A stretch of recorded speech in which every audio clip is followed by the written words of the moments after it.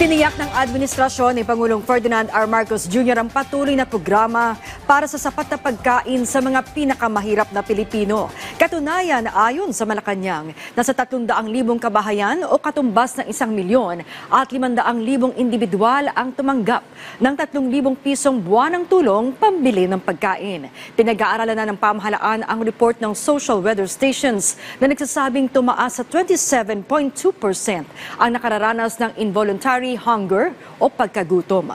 Bukod sa pinansyal na ayuda, sinusulong din ng Department of Social Welfare and Development ang Walang Gutom Kitchen na nagbibigay ng hot meals o lutong pagkain sa mga low-income families sa Pasay City.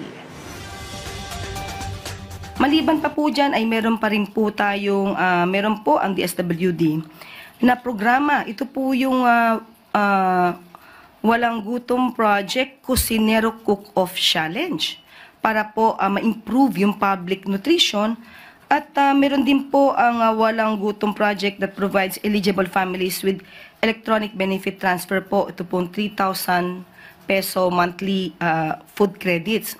So aaralin po natin kung saan nanggagaling itong mga sinasabi na nagugutom pa ang ibang mga kababayan natin. At para malaman natin kung saang lugar ito, at kung meron man pagkukulang, ay maibsan po natin ang ganitong klaseng mga sitwasyon po.